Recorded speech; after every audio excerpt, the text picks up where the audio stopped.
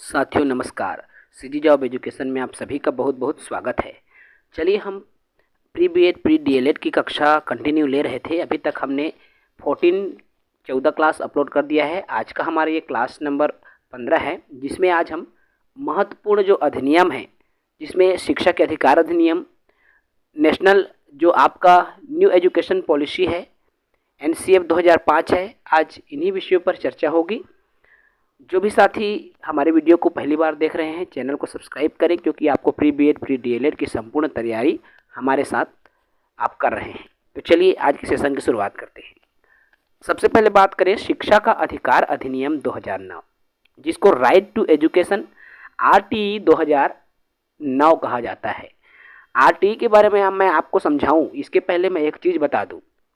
आपको पता है कि जो प्राइवेट स्कूल है, सभी प्राइवेट स्कूलों में जो 25% सीट है जो गरीब बच्चे हैं उनके लिए आरक्षित रहता है। अर्थात प्राइवेट स्कूलों में 25% सीट जो है उसमें गरीब वर्ग के बच्चे बिल्कुल फ्री में पढ़ाई करते हैं प्राइवेट स्कूलों में।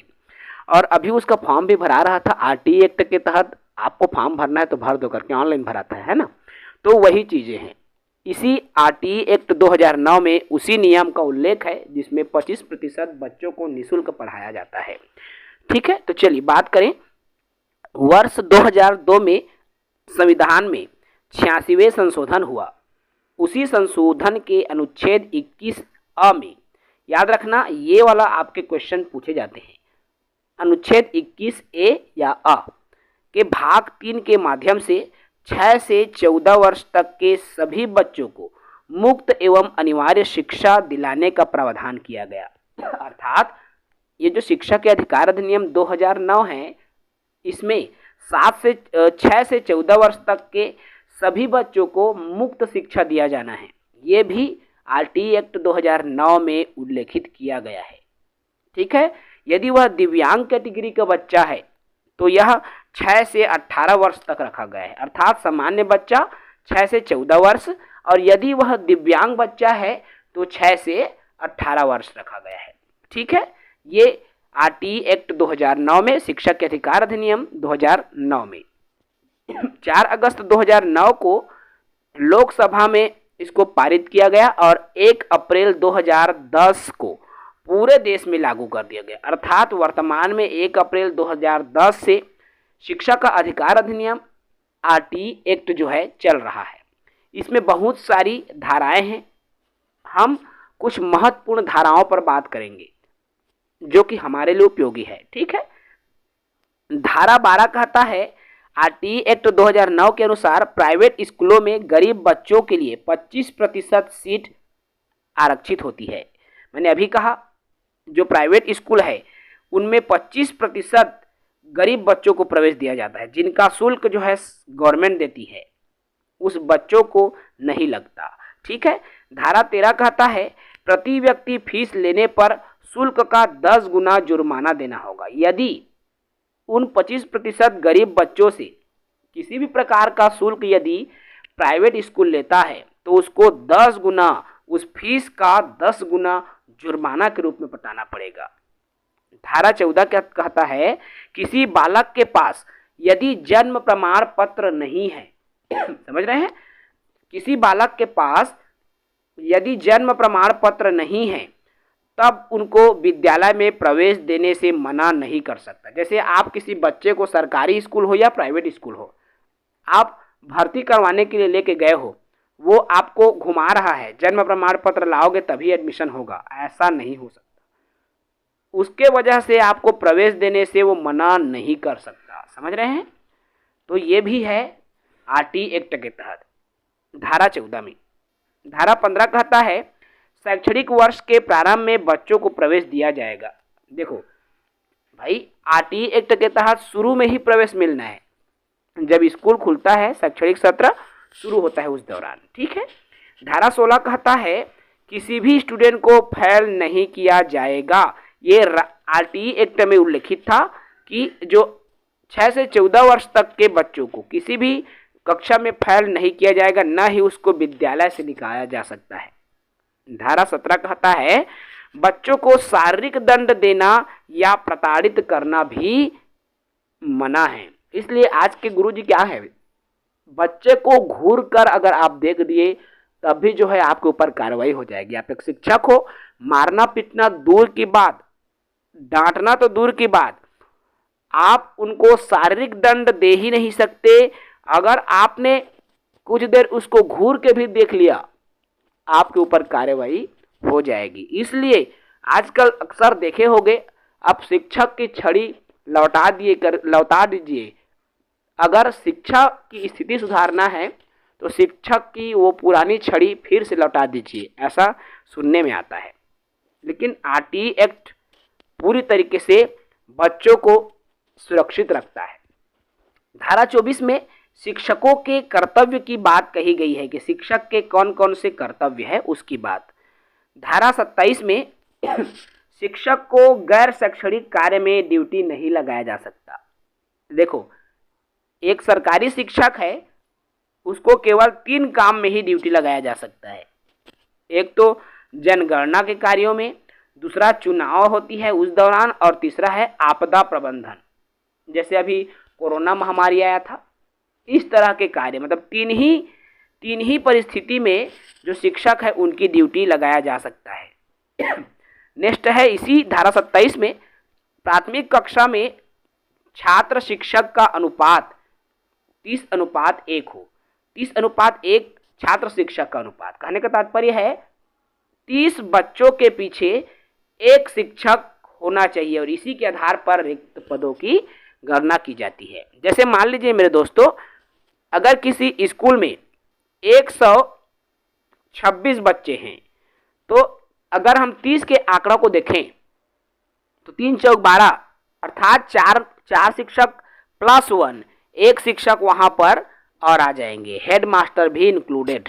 ठीक है, तो ये नियम कहता है, अर्थात प्राथमिक में 30:1, और यही यदि हम मिडिल स्कूल में बात करें तो वो 35:1 हो जाता है, अर्थात 35 बच्चों में एक शिक्षक हो जाता है।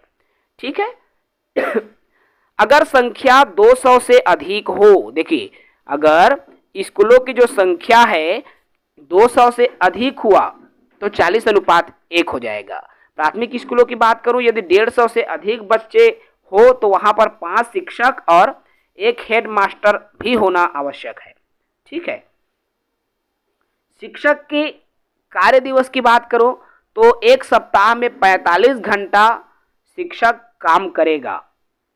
एक सप्ताह में 45 घंटे, याद रखना मेरे दोस्तों। प्राथमिक शाला न्यूनतम 800 घंटा और सप्ताह में 45 घंटा, और दिन के हिसाब से कहें तो 200 दिन, 800 घंटा साल में 200 दिन, और उच्चतर माध्यमिक शाला की बात करें तो 1000 घंटा और 220 दिन। तो ये नियम है आरटीई एक्ट के तहत।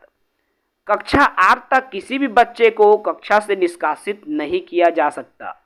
बालकों के घर से प्राथमिक शाला की दूरी 1 किलोमीटर होना चाहिए। देखो, आरटीई एक्ट कहता है कि बच्चों के घर से 1 किलोमीटर की दूरी में उसको प्राइमरी स्कूल मिल जाए, और एसएमसी भी गठन किया जाएगा। शाला प्रबंधन समिति का भी गठन हो, जिसमें एसएमसी के अध्यक्ष बच्चों के माता पिता को बनाया जाए। ठीक है, और इसके स्कूल विकास में जो अनुदान आता है वो एसएमसी का होता है। ठीक है मेरे दोस्तों। और विशेष आवश्यकता वाले बच्चे हैं उनके लिए विशेष व्यवस्था, समावेशी जो शिक्षा व्यवस्था होनी चाहिए। क्लियर है। चलिए अब हम बात करते हैं एनसीएफ 2005 की, जिसको नेशनल कैरिकुलम फ्रेमवर्क कहा जाता है। राष्ट्रीय पाठ्यचर्या रूपरेखा 2005। अब यह राष्ट्रीय पाठ्यचर्या रूपरेखा क्या है? भारत में शिक्षा में पाठ्यक्रम कैसा होगा, इसके लिए एक रूपरेखा तैयार की जाती है। जब भाई हमको कौन से बच्चे को क्या पढ़ाना है, भाई मान लीजिए पहली कक्षा के बच्चे को क्या पढ़ाना है, कितना पढ़ाना है ना, तो वो चीज़ें तो हमको निर्धारित करनी होगी ना। और यही निर्धारित किसने किया था? जो आपका नेशनल कैरिकुलम फ्रेमवर्क, राष्ट्रीय पाठ्यचर्या रूपरेखा 2005 में ये निर्धारित हुआ था कि बच्चों के लिए शिक्षा में पाठ्यक्रम कैसा होगा, और यही राष्ट्रीय पाठ्यचर्या की रूपरेखा कहलाता है। यह मानव संसाधन विकास मंत्रालय की पहल पर एनसीईआरटी द्वारा तैयार किया गया एक दस्तावेज है, एक नया डॉक्यूमेंट है, जिसे प्रोफेसर यशपाल की अध्यक्षता में, इसके अध्यक्ष थे एनसीएफ 2005 के प्रोफेसर यशपाल। ठीक है, याद रखना भाई इसको। मातृभाषा में शिक्षा देना उद्देश्य है, इसलिए कक्षा प्राथमिक तक की जो शिक्षा है बच्चों की मातृभाषा में देनी चाहिए। ठीक है, चूंकि इसका निर्माण अंग्रेजी भाषा में किया गया था और इसको आठवीं देखो अनुवाद 8वीं अनुसूची के तहत पूरे 22 भाषाओं में किया गया है। जो न्यू कैरिकुलम फ्रेमवर्क है उसको 22 भाषा में अनुवाद किया गया है और इसका थीम है शिक्षा बिना बोझ के। जो एनसीएफ 2005 के थीम क्या है भाई? शिक्षा बिना बोझ के। याद रखना, एनसीएफ भी बहुत जरूरी है। अब एनसीएफ के 5 सिद्धांत है जो हमें जानना बहुत जरूरी है। पहला कहता है ज्ञान को बाहरी जीवन से जोड़ना, अर्थात हम बच्चों को जो भी पढ़ा रहे हैं उनके बाहरी जीवन से हम जोड़ कर सकें। मान लीजिए भाई यहाँ पर बच्चों को हम विज्ञान पढ़ा रहे हैं और विज्ञान को हम रोबोट से जोड़ेंगे तो बच्चा नहीं समझेगा। उनकी उस जगह से बच्चों को जोड़ें जहाँ के परिवेश में बच्चा रहता है तो बच्चा जल्दी समझेगा। इसलिए ज्ञान को उनके दैनिक जीवन से जोड़ना है, बाहरी जीवन से जोड़ना है। रटना तो पूरी तरीके से समाप्त करना है। एनसीएफ 2005 कहता है रटंत प्रणाली से मुक्ति। बच्चे रटे नहीं, समझें और समझकर उसको अध्ययन करें। शिक्षा बाल केंद्रित हो। बाल केंद्रित मतलब बालक की रुचियों, अभिव्यक्तियों, क्षमताओं को ध्यान में रख के पढ़ाए। कक्षा कक्ष को गतिविधि से जोड़ना, अर्थात जो कक्षा कक्ष में शिक्षक पढ़ाए वो बहुत सारे टीएलएम का उपयोग करे और भिन्न भिन्न गतिविधियों का उपयोग करके पढ़ाए। ठीक है, इसमें बच्चों की रुचि बनी रहती है। राष्ट्रीय महत्व के जो बिंदु है पाठ्यक्रम में शामिल करना, तो ये 5 महत्वपूर्ण पॉइंट है जो कि एनसीएफ 2005 के सिद्धांत का हिस्सा है। क्लियर है? अब एनसीएफ 2005 के तहत पाठ्यक्रम कैसा होना चाहिए? तो देखिए, हिंदी शब्द पाठ्यक्रम 2 शब्द से मिलकर बना है, पाठ्य धन क्रम। पाठ्य मतलब पढ़ने योग्य और क्रम मतलब एक निश्चित क्रम या एक निश्चित व्यवस्था, अर्थात पढ़ने योग्य एक निश्चित व्यवस्था को ही पाठ्यक्रम कहेंगे। भाई एक निश्चित क्रम में होगा, है ना, इसके बाद ये सिखाना है, इसके बाद भाई एकेगा हमन लइका ला एकेगा हम 5 थोड़ी सिखाबो जी। पहली 1 सिखाबो, फिर 2 सिखाबो, फिर 3 सिखाबो, फिर 4 सिखाबो, तेकर ले 5 सिखाबो। एकेगा हमन 100 थोड़ी सिखाबो, शुरू के गिनती मतलब भी सिखाबो। तो एक निश्चित क्रम की बात करती है।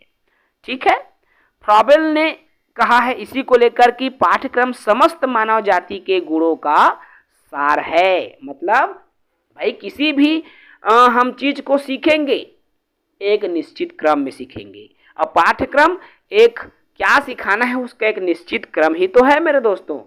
ठीक है, चलिए एनसीएफ 2005 में शिक्षक के प्रति दृष्टिकोण देखो।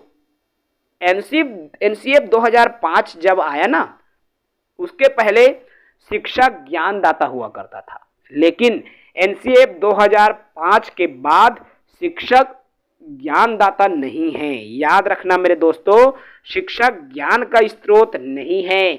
शिक्षक एक सुगम दाता है, एक सुविधा दाता है, इसको फैसिलिटेटर भी कहा जाता है। शिक्षक सिर्फ सुविधा प्रदान करता है, सीखने का अवसर प्रदान करता है। बच्चा खुद सीखता है, शिक्षक नहीं सिखाता। शिक्षक ज्ञान नहीं देता मेरे दोस्तों, वो तो सिर्फ अवसर देता है, बच्चों को सुविधा देता है सीखने का, है ना, उसको सीखने का सुगम मार्ग उपलब्ध कराता है। इसलिए शिक्षक ज्ञानदाता नहीं बल्कि सुगम करता है, सुविधा दाता है। याद रखना, शिक्षक है सुगम करता, सुविधा दाता। ये पॉइंट भी बहुत इंपॉर्टेंट है आपके प्री बीएड प्री डीएलएड के दृष्टिकोण से। क्लियर है? एनसीएफ 2005।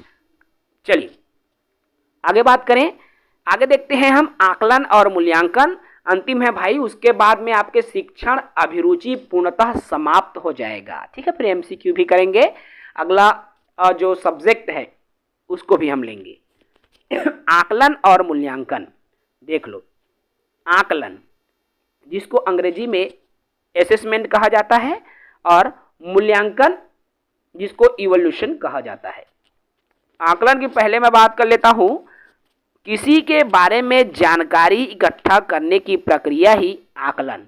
भाई आकलन मतलब संगठन करना, एक प्रकार से उनके बारे में जानकारी जुटाना।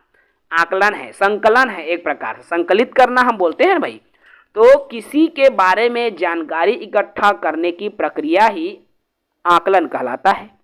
यह टीचिंग लर्निंग प्रोसेस के दौरान निरंतर चलने वाली प्रक्रिया है। अर्थात हम पढ़ा रहे हैं, पढ़ाते पढ़ाते बीच बीच में भी हम बच्चों का आकलन कर सकते हैं, क्योंकि ये शिक्षण प्रक्रिया के दौरान चलने वाली प्रक्रिया है। पढ़ाते पढ़ाते चलने वाली प्रक्रिया है आकलन।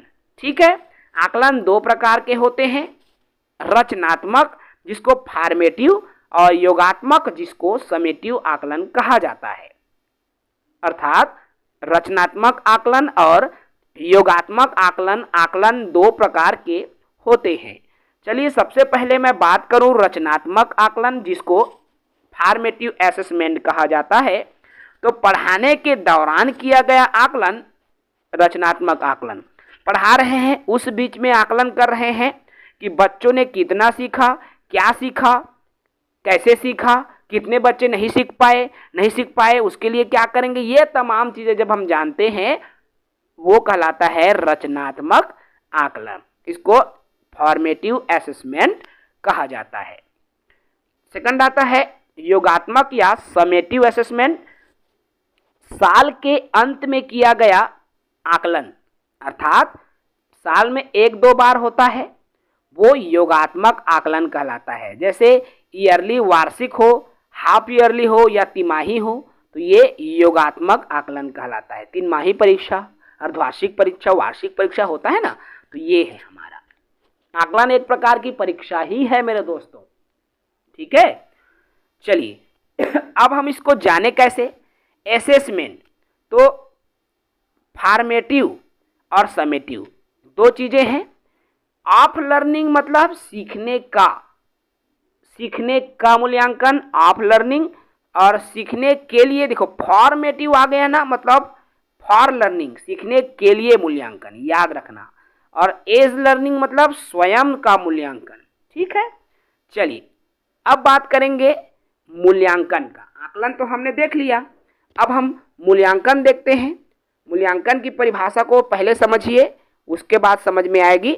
देखो, इवोल्यूशन जिसको मूल्यांकन कहा जाता है, किसी विषय वस्तु व्यक्ति आदि के गुण या दोष को विवेचन करके उसके संबंध में सही निर्णय करना ही मूल्यांकन कहलाता है। अर्थात मूल्य का अंकन। अब यहाँ पर कोई भी बच्चे का क्या मूल्य है, बच्चे के जितने भी बच्चों ने सीखा है ना, उसको हम एक कहना चाहिए नंबर के रूप में, लिखित रूप में जब हम बच्चों के सामने रखते हैं वो चीज़, उनका उस बच्चे के समग्र रिपोर्ट मतलब बच्चों ने क्या सीखा, कौन कौन सी चीज़ें वो जान गया, तो वो समग्र रूप में रखना ही मूल्यांकन है। यही एग्ज़ाम है समझिए, एक प्रकार का, है ना। और ये मात्रात्मक और गुणात्मक दोनों होता है। और मूल्यांकन की जब बात हो रही है तो CCE की बात होती है, CCE।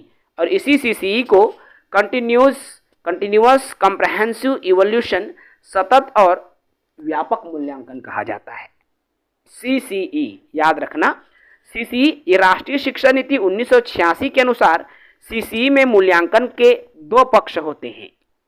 जो सतत एवं व्यापक मूल्यांकन है, उसमें मूल्यांकन अब दो तरीके से होता है मेरे दोस्तों। पहले केवल पढ़ाई लिखाई को पेपर के माध्यम से जांचा जाता था, लेकिन आजकल दो प्रकार के मूल्यांकन होता है। एक तो होता है स्कॉलिस्टिक एरिया और दूसरा को स्कॉलिस्टिक एरिया।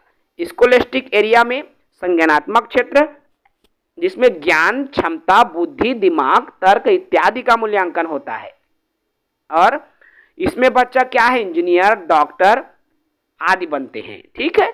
जबकि को स्कूलिस्टिक माने सह संज्ञानात्मक, संज्ञानात्मक में जितने पढ़ लिख के जो इंसान बनता है वो संज्ञानात्मक में आता है, और सह संज्ञानात्मक में खेलकूद, डांसिंग, पेंटिंग, सिंगिंग, है ना, एक्टर बनना, हीरो हीरोइन बनना, अन्य जो भी चीजें आता है पढ़ाई लिखाई के अलावा, वो को स्कूलिस्टिक एरिया कहलाता है, सह संज्ञानात्मक क्षेत्र कहलाता है।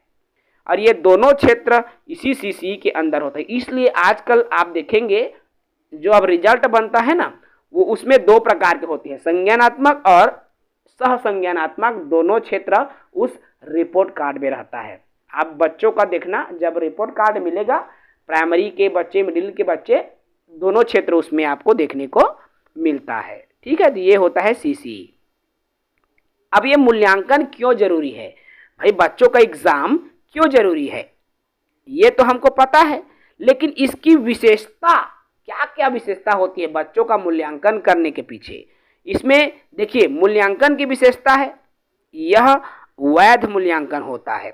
वास्तव में उसी बात का परीक्षण जिसके द्वारा वह जानना चाहता है। भाई बच्चों को जिस बारे में, जैसे हमको हिंदी के बारे में जानना है, हिंदी की परीक्षा ले लीजिए, हिंदी के बारे में आप जान गए। गणित के बारे में जानना है, गणित का पेपर ले लीजिए, आप गणित कितना जानता है बच्चा उसको जान लेंगे, है ना। तो जिसके बारे में जानना है हम उसका जो है एग्जाम लेते हैं, मूल्यांकन करते हैं तो जान जाते हैं। इसलिए वैधता इसकी प्रमुख विशेषता है, सबसे पहली। दूसरा है विश्वसनीयता। अब विभिन्न परिस्थिति में किसी प्रश्न, परीक्षण या परीक्षा का उत्तर पूर्णतः एक ही प्रकार का होगा तो ऐसा मापन विश्वसनीय कहलाता है, ठीक है। इसके अलावा व्यवहारिकता मूल्यांकन की प्रक्रिया लगन, समय और प्रयोग सरलता के दृष्टि से व्यवहारिक और कुशल होनी चाहिए। इनकी विशेषता की बात की जा रही है। वस्तुनिष्ठ, देखिए अगर आप बच्चों का मूल्यांकन ले रहे हो ना, सबसे अच्छी प्रक्रिया क्या है, ऑब्जेक्टिव प्रश्न है। इसलिए कॉम्पिटिटिव एग्जाम में ऑब्जेक्टिव रहता है। इसमें क्या है, फर्जीवाड़ा की आशंका कम रहती है, ठीक है। व्यापकता भी इनके एक क्वालिटी है, गुण है, ठीक है मेरे दोस्तों। आगे बात करते हैं रचनात्मक जो मूल्यांकन है, कौन से नंबर को कितना ग्रेड दिया जाता है। आजकल जो ग्रेडिंग सिस्टम हो गई है आप जान रहे हैं, सीबीएसई तो पूर्णतः ग्रेडिंग ही है मेरे दोस्तों। तो चलिए, जो बच्चा 91 से 100 नंबर पाता है उसको A+ ग्रेड दिया जाता है, जान रहे हैं सभी। जो बच्चा 91 से 100 पाता है उसको A+ मिलता है। 81 से 90 वालों को A2, 71 से 80 वाले को B1, 61 से 70 वाले को B2, 51 से 60 नंबर को C1 और 41 से 50 को C2, 33 से 40 को D ग्रेड, 21 से 32 को E1 और 0 से 120 को E2 ग्रेड दिया जाता है, ठीक है। ग्रेड का पॉइंट भी निर्धारित है, इसको भी आप देख लेंगे। तो यहाँ से भी क्वेश्चन आपके बने हुए हैं, ठीक है। तो ये तो रहा मेरे दोस्तों शिक्षण अभिरुचि, और इसी के साथ शिक्षण अभिरुचि भी हमारा समाप्त होता है। इसमें एक चीज और है, आपको पढ़ना होगा सेल्फ।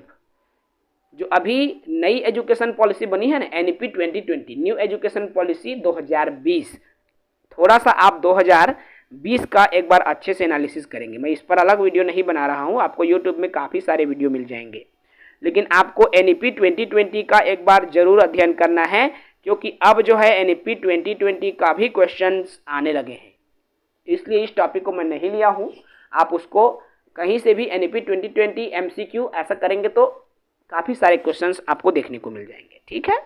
तो आप वहाँ से पढ़ लेंगे भाई, किसी भी यूट्यूब चैनल से आपको मिल जाएगी NEP 2020, तो वहाँ से आप पढ़ लेंगे। तो इसी के साथ शिक्षण अभिरुचि की क्लास हम समाप्त करते हैं। अब हम नेक्स्ट क्लास में हिंदी ग्रामर की क्लासेस लेंगे। कंटिन्यू 10 क्लासेस रहेंगी, और उन 10 क्लासेस में हम 10 दिन में आपके हिंदी ग्रामर भी लगभग समाप्त कर देंगे। उसके बाद एक एक करके सभी विषयों को लेते चलेंगे। चैनल से बिल्कुल जुड़ जाइए, चैनल को सब्सक्राइब कीजिए। जय हिंद, वंदे मातरम।